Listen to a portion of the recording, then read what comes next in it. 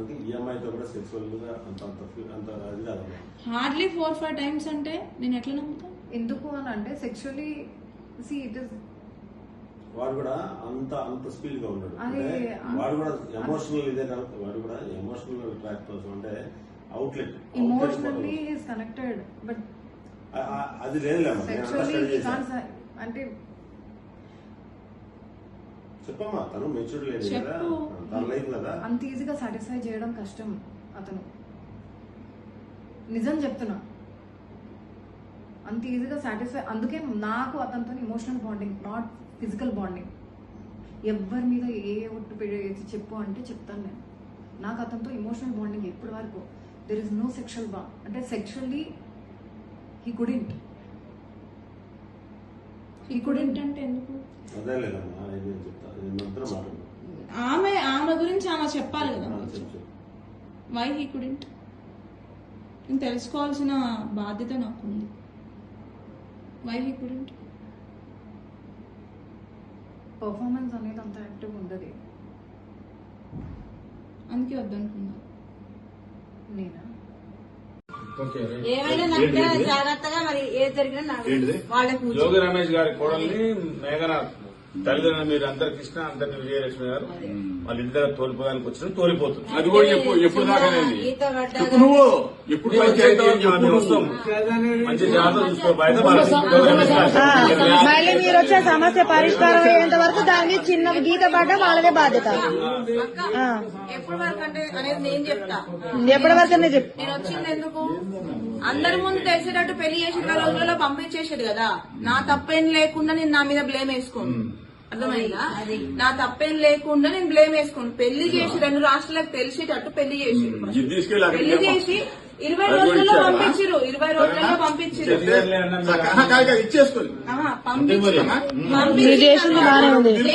నేను వచ్చిన డబ్బు గురించి కాదు, దేని గురించి వచ్చినా అంటే ఎంతమంది ముందైతే పెళ్లి చేసిరో అంతమంది ముందుకే తెలిసేటట్టు ఆ అమ్మాయి తప్పేం లేదు, మా తప్పు వల్లనే మేము వద్దనుకుంటున్నాం అని చేసిన రోజు నాకు న్యాయం జరిగినట్టు నా విషయంలో.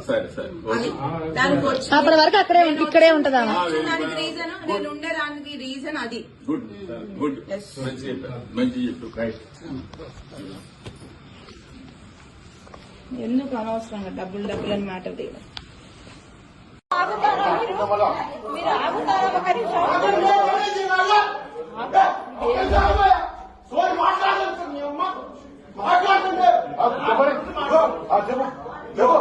నీవే జరిగిన అన్యాయమే నేనా, కానీ నీకు దెబ్బ తగిలింది. నీ నొప్పి మాకు నొప్పి రాదు, గుర్తుపెట్టుకో. నీ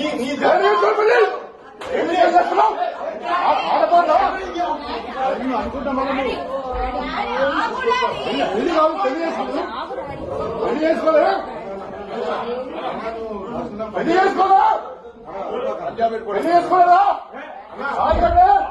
పుణ్యానికి వచ్చిందా బిడ్డ? వచ్చినాడు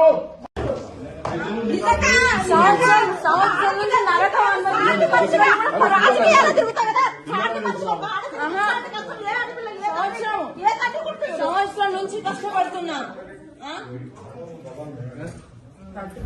హాయిగా జిమ్కి వెళ్ళడం, తినడం, రావడము నాకు అయిపోయింది. చేసుకున్నా వదిలేసిన.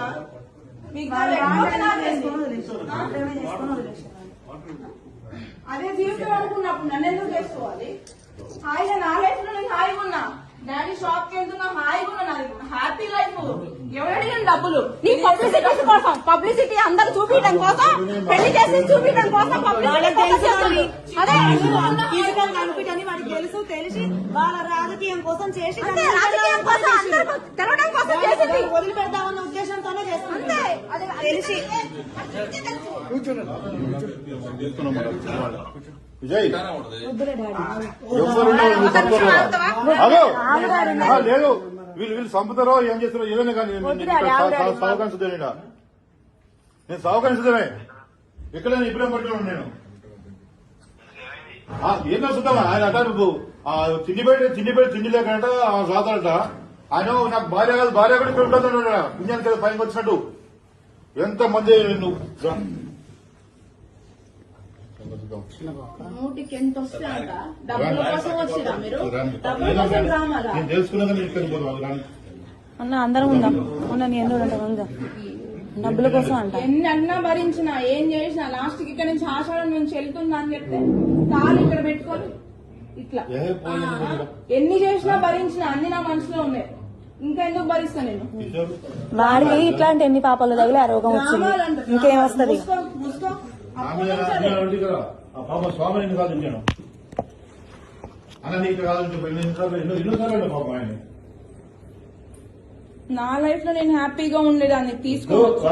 అదే కదా సంవత్సరం నుంచి ఇంటికి వచ్చి పిల్లల్ని ఇవన్నీ తీసుకొచ్చి నా పిల్లలకి పబ్లిసిటీ చేసి గొంతు కోసి అక్కడ కూర్చోబెట్టి ఇప్పుడు డబ్బుల కోసం అని ఇప్పుడు మాట్లాడుతున్నాడు. డబ్బుల కోసమా లేకపోతే ఇంకా తిండి పెడతా ఊకనే అందరు ఇంట్లో పని మనిషికి పెట్టినట్టు పెడితే ఎంతమంది రోజులు ఇంట్లో అందరు తింటున్నారు ఉంటారు, నువ్వు ఉంటావంటే మరి అందరు ఉండేటట్టే చేసింది పెళ్లి. ఏంది మరి తిండికి లేక పంపిస్తుంది నా తిండికి లేక ఇక్కడికి వచ్చిందన్న బిడ్డ ఏమన్నా వీళ్ళ దాంట్లో అలవాటు అనుకుంటే చెప్పు శాంతంగా ఉంటే దానికి పరిష్కారం. నేను ప్రతిసారి ఇదే బిహేవియర్, సర్దుకుంది నేను ప్రతిసారి ఇదే బిహేవియర్. ఆడపిల్లనే మొత్తం ఉంచినా మొత్తం నా జీవితాన్ని